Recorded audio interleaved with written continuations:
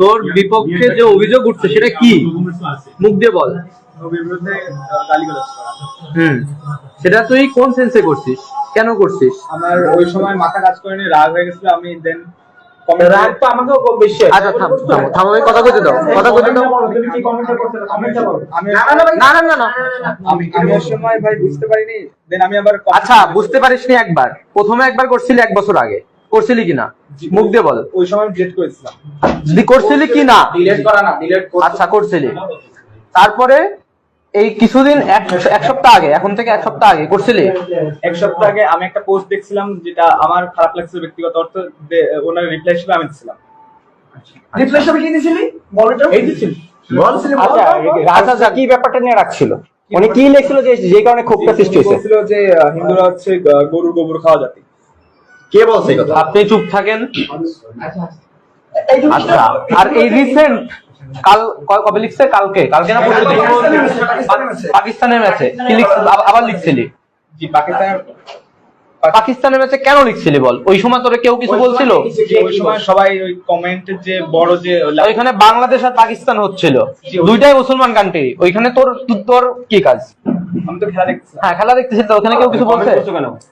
ওইখানে সবাই গালাগালি করতেছিল, আমার ধর্মের খারাপ লাগছে বিষয়টা। আমি মাথা গরম করে দিয়ে তুই নিজের কমেন্ট কেন করবি? নিজের আইন তুলে নিচ্ছিস হাতে। আমি করে ফেলছি। তোর বয়স কত? 15 বছর বয়সে তুই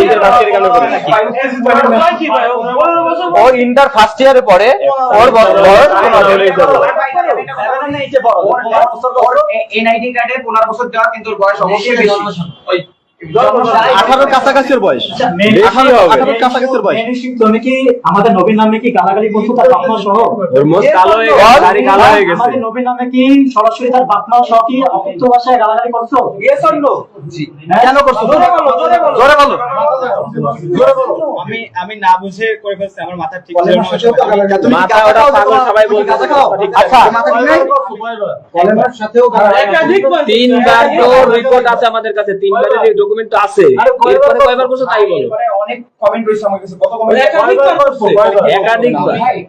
তার কাছে ফার্স্টে শোনা হয়েছিল, ভাই তোমার কি জ্ঞান আছে নাকি ইসলামের বিষয়ে? তবে আমাদের একটা দাবি আছে আপনাদের কাছে। আমাদের এই দাবিটা অবশ্যই আপনাদের মানতে হবে। সেই দাবিটা হয়েছে আমার পুরো মুসলিম ভাইদের পক্ষ থেকে, যে দাবিটা হয়েছে ওরে আমাদের হাতে 10 মিনিটের জন্য হলে দিতে হবে। ওর গায়ে কেউ একটা ফুলের মতন টোকা দিবে না। জাস্ট ওরে আমরা একটাই কাজ করব, সেটা হচ্ছে ওর গলায় জুতার মালা দিয়ে, আর আমরা একটা নাস্তিক লিখে আমরা জাস্ট শিববাড়ির মোড় পর্যন্ত ঘুরাবো। সরকারে আপনার আমরা যে বই পড়া আমি বই পড়াই 50টা ছেলেপেলে দিয়ে আপনাকে মন্দিরে আমি পাহারা দেওয়াইছি। আমি 7-7টা দিন খাবার রান্না করে খাওয়াইছি। আমি ধর্মঘট করছিলাম, আপনাদের একটা মন্দির খুললে ভালো হইছিল। আরিয়ান ভাই আমি ভাই এই সেই